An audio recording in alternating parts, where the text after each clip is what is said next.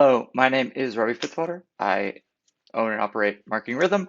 We help e-commerce businesses with retention and email marketing. So one of the things I wanted to talk about, and we kind of get asked about or we hear about all the time, are basically just kind of like unpacking some misconceptions about email marketing automation and or email automation for e-commerce, or like lifecycle automation and kind of like what that is and how it works. And there's a lot of really unique ideas out there that may be some level of factual accuracy, but I think it's just a little bit off. So we wanted to kind of like, again, put those to bed, hopefully bring some clarity, and hopefully kind of like unpack what they do, how they do it, and make it a little bit easier for everybody to understand, or at least like understand why it's going to be effective or how it's going to work, as opposed to kind of like what the barrier to entry is. What is an email marketing automation? Basically, email marketing automation is basically like a consistent series of triggered emails based on an individual's behavior. So if that person does something, they may receive an email from that. So like they open an email, that may trigger another email. They again start a checkout, end it without converting. They may be triggered a sequence. So those sequences or those individual emails are going to be triggered based on that person's behavior. It's going to be aligned and personalized, ideally, with as much detail and as much granularity as possible. Because when you can do those at a really high level, you can connect the content that you want them to receive with the context of who they are and what they were doing at that time. So it's really powerful with a way of like knowing that, hey, this is going to be super relevant and super highly contextual based on that person and their behavior. So it's a really kind of a cool way to kind of like dial in exactly what you want somebody to receive at the right time. And for marketers, it's really powerful because if we can do that at a high level, we can automate the process where they're receiving these at a certain level, at certain times, at certain points, where they're more likely to convert, more likely to take a next step. And for a business, again, that scales is as large as you want to go. And also for e-commerce stores, they can't necessarily like scale that one-to-one interaction they'd love to have in some cases, but this allows us to scale that ideally personal human interaction at a higher level, and allows for a lot more personalization and customization, which is again valuable for them because like they feel warm, fuzzy, and seen. Why email automations are important for e-commerce businesses. And there's a bunch of things we can kind of go into there, but at a high level, like we can kind of dial it down into a few different buckets. But honestly, in terms of email marketing automations, why are they important? They drive a lot of very consistent, predictable revenue for a business, and that also has a tendency to compound over time. When I mean compound over time, it's typically if we can get good at that and we can increase and improve those over time, we're going to see an increasing rate of return from those over time. Again, some of those automations may be more effective than others. Some of those may be, again, a small improvement may make a larger bottom line performance for the business. But if we can do that at a high level, we can consistently raise the baseline level of revenue we're going to be earning from those automations.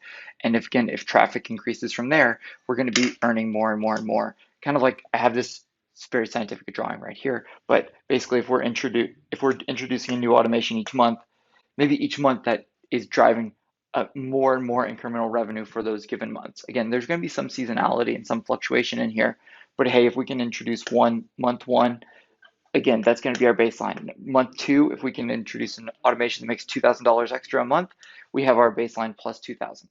If we introduce another one, that's going to be our new baseline. That was the additional 2,000 plus an extra 3,000. So we're just raising our baseline month after month after month after month. And hey, if we can raise it 2,000, 3,000, 2,000, and 4,000, over a few months, that adds up really well, really fast to where like month one, we were making a certain level, and month five, we're making $9,000 more a month. So again, if we can do that, that's going to happen month over month over month.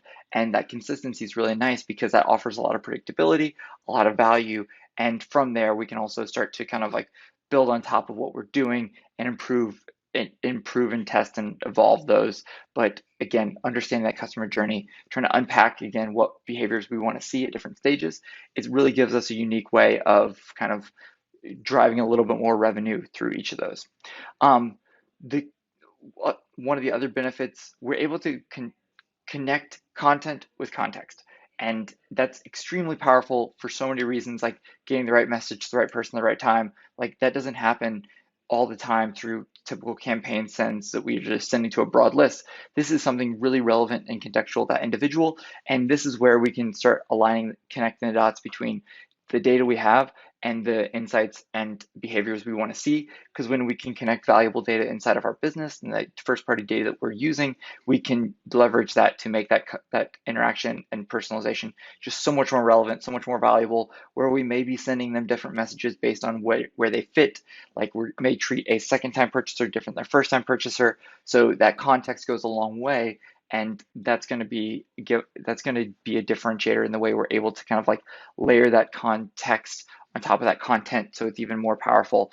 And again, you can send a little bit more frequent emails because those emails are going to be directed by around behaviors that are exhibited by the individual. So it's going to be super relevant and valuable for them as opposed to just a broad email from a given entity. Um, it, One of the other advantages, it allows us to kind of orchestrate a unique customer experience at different stages of the customer journey, and it allows us to really optimize for the ideal behaviors we want to see. So we always look at our like email marketing ecosystem, the automations component of it.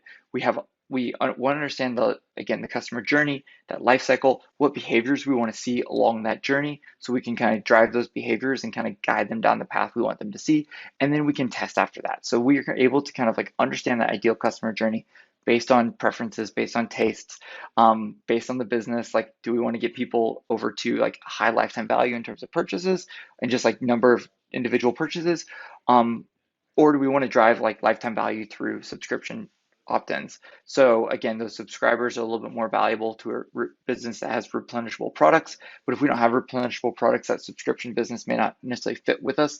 So how do we get people over to those ideal behaviors? What are those ideal categories for us? And how do we kind of like understand those to how we can drive them to where we need them to go?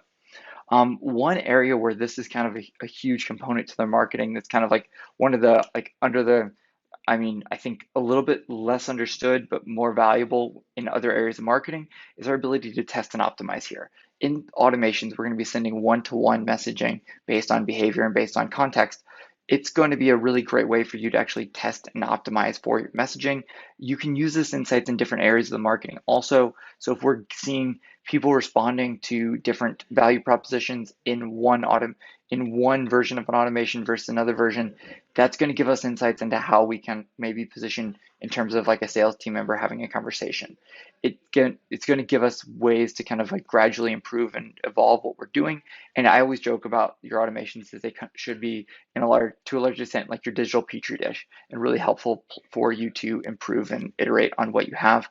And then the ability to constantly be growing and improving here really offers a lot of really cool opportunities for businesses, because again, like I said, if you can be introducing new automations over time, you can understand what different behaviors we want to be seeing and how we want to be introducing new and different automations over time, so we can drive more and more of those good behaviors. And basically, if we can like prioritize based on the revenue those are going to drive, the systems that are going to be involved, and also the amount of effort we're going to be putting into those, we can start to really kind of build a process and a system for introducing new automations, building them out, and then kind of reverse engineering the behaviors we want to see. Do we want somebody to come back that's already lapsed as a customer? Do we want somebody to make a faster repurchase? Do we want to compress the initial sales when the initial first time sales window? We have lots of different levers we can pull. We're just trying to understand how we can do that in an effective way. Do we need to combine SMS with our email automations? Those are all things that we can be doing and testing and experimenting, but we should be constantly evolving and constantly improving what we're doing there, because it gives us that strong foundation. And again, like I said, if we can get that to that, like if we can increase that 9,000 over 5 months, that 9,000 is going to be a consistent baseline level of additional revenue every month. So that 9,000 over the course of a year turns into like 100, 108,000. So it seems very profitable very fast. But again, it's something that you're doing over time, and that opportunity to improve is always there. The reason we got to this question is, what are the misconceptions? So what are some of the myths about email flows or email automations or email sequences?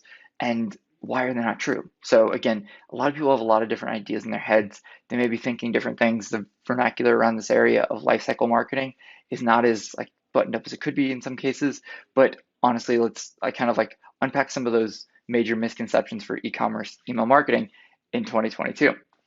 But their first one is they're extremely difficult to create. And so this is just not like if you're building emails through your other set, like if you're sending campaign emails, um, like for so many of your automations, you can borrow some of the things you've already been sending that have worked. Like if something works through a campaign, how do you find a way to automate that? When would that fit the context of that person's customer journey? And again, I always call this using the whole Buffalo. Use that use that foundation you have already built and kind of get the most out of your existing emails. It's not impossible.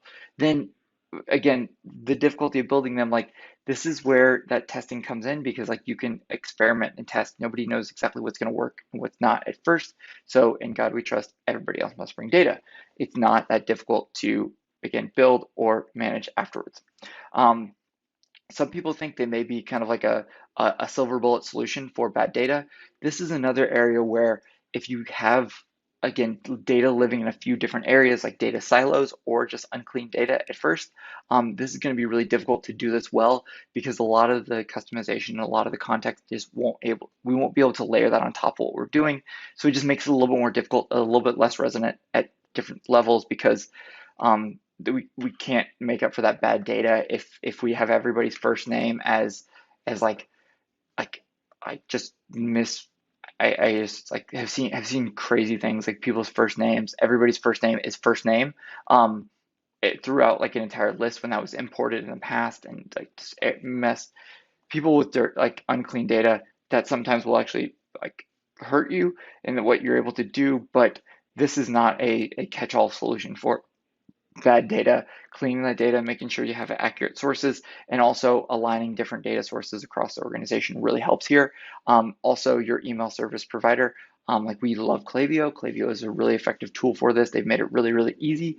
Like I was totally blown away by how easy this is typically to build flows through that system, but they connect with a bunch of different again, API connections, a bunch of different integrations. So a lot of your different data sources ideally should be plugging into here. So maybe your customer service data, your loyalty program data, obviously your Shopify data or your BigCommerce data that should be plugging into Klaviyo all the time. So it has that real-time relationship there where you're able to kind of layer on top of what you already have.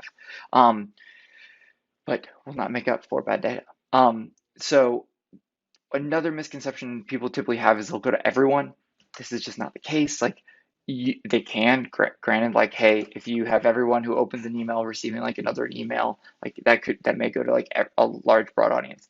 Not everybody's going to get all these. They shouldn't get all of these. The more narrow they are, the more contextual they are, the better they're going to perform. Again, this doesn't say let perfect get in the way of done, but you should be sending these to a narrow window of people based on behaviors they've exhibited, not just a broad send to so many people. The difference between a automated email and a campaign or like more like triggered like thrust based email is you're going to be sending this to a very, very, very narrow window of people over a given time horizon, not just a broad like wave of a send at once. This is something that trickles out over time. So think trickle, not wave, and go from there.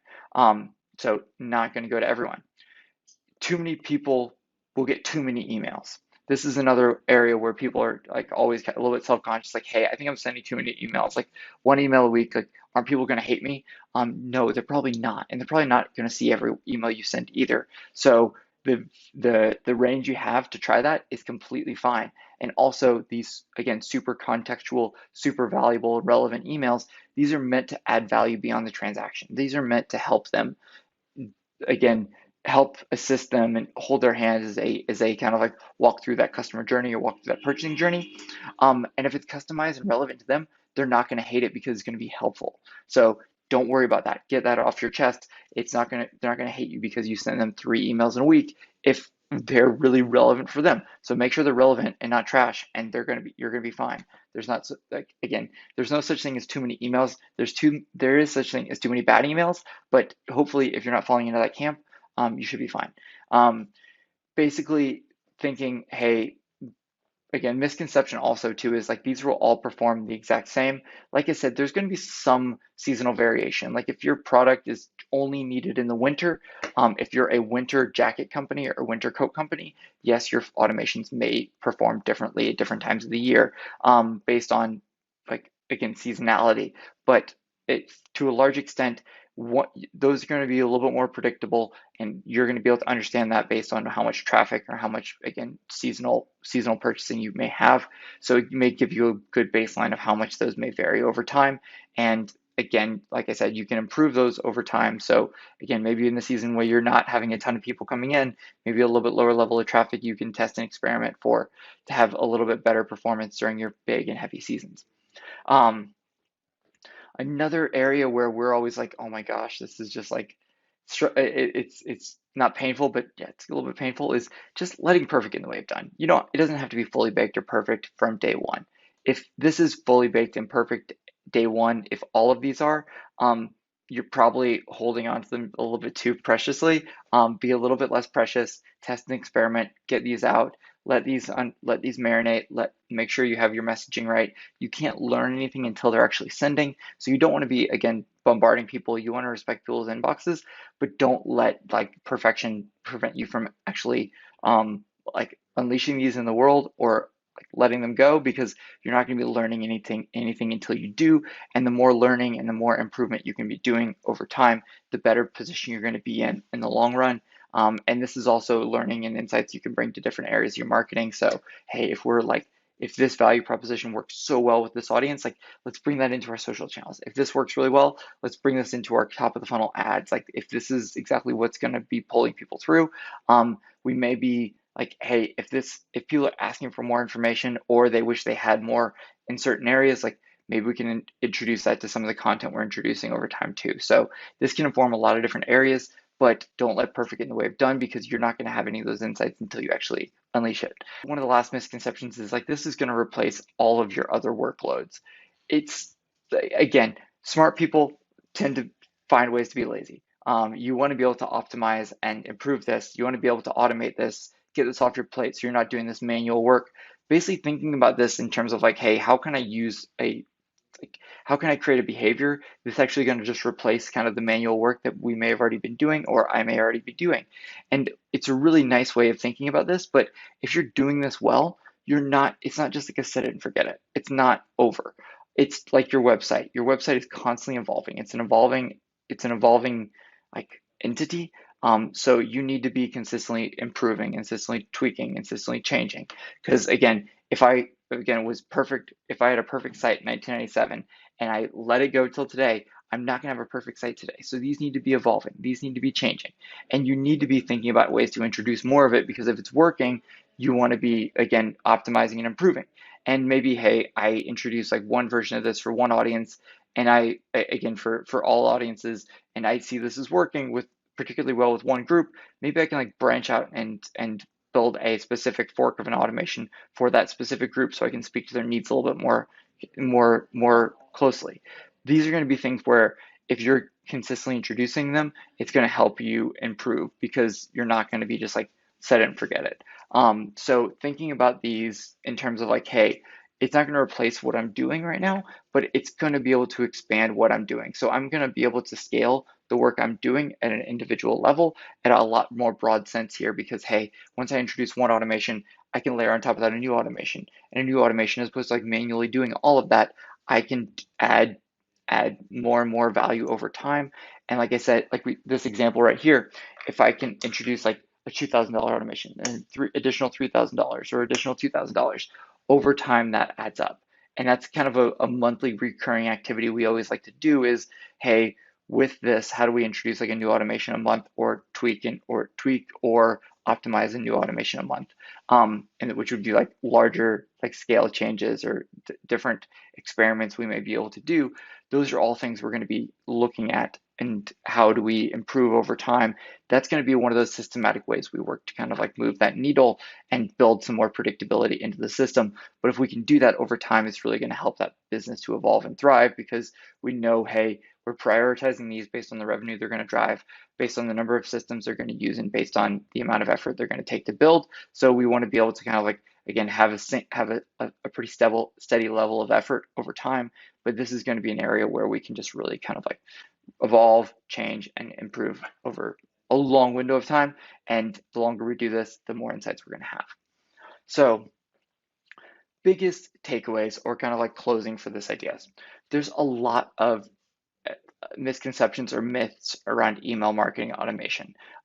E-commerce is a unique space. It's kind of like the wild wild west. There's no perfect way of doing everything, so it's going to vary by marketplace or industry. But the more you can kind of like unpack and understand what email flows, email automations, and personalization and how it impacts these, the more you're going to be able to understand how to make them better. The less intimidated a marketer is around that automation, like improvement, curiosity, and insight, are the more this person's actually going to be successful in this space, because nothing's going to be perfect from day one. You need to be able to kind of like live inside that testing and experiment grounds.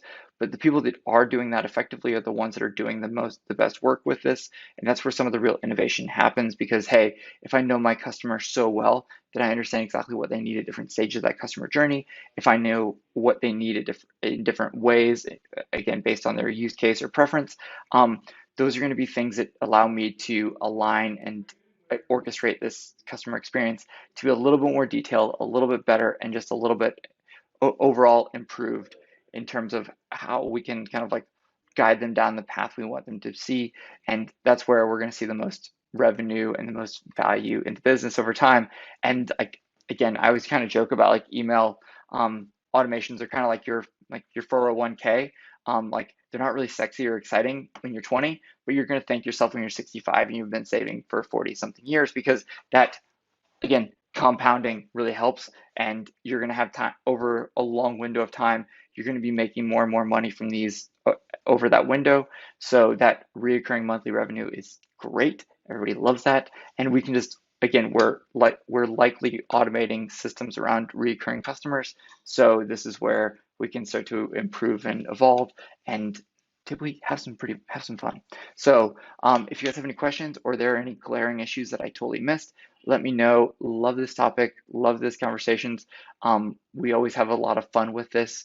This is like automations are one pillar of our e-commerce email ecosystem. So that's a really important pillar for us. And we think this is kind of like one of those areas. It's like it's misunderstood in so many different ways that it holds people back from actually trying it and implementing it. But when you do, it's a real distinct advantage for you as a business, and especially the businesses that are producing content, have thought leaders inside. There's so much value that can be added through these. So go take a stab at it. And like I said, if you have any questions or want to talk shop on this, or there's anything we missed, call me out on it. I want to hear in the comments, and we'll see all you guys soon. Bye bye.